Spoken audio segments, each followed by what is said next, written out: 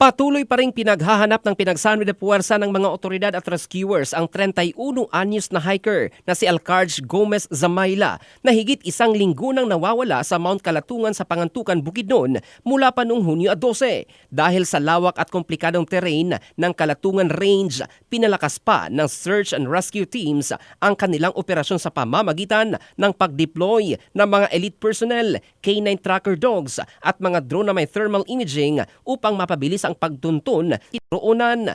Ayon kay Pangantukan Municipal Police Station Officer in Charge, Police Captain Ernie Cabrera, kabilang nasa operasyon ang 15 miyembro ng Special Forces Combat Trackers, 2 K9 tracker dogs at mga drone na may thermal imaging mula sa Department of Environment and Natural Resources Del Monte at isang pribadong kumpanya.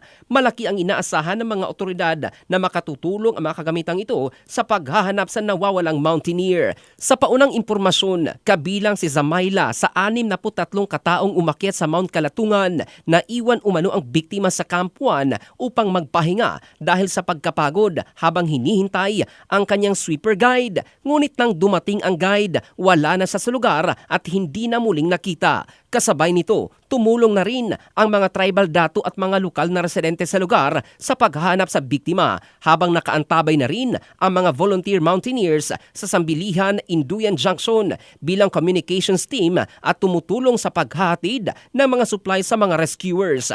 Pinangangasiwaan naman ng Bureau of Fire Protection ang mobile kitchen sa Portulin habang binabantayan ng PNP ang Incident Command System. Samantala, nananawagan naman ang mga otoridad sa publiko na agad ipagbigay alam ang anumang mapagkakatiwalang impormasyon na maaaring makatulong sa paghanap kay Zamayla. Patuloy ang masinsinang operasyon sa kabundukan sa pag-asang matagpuan siyang ligtas at maibalik sa kanyang pamilya.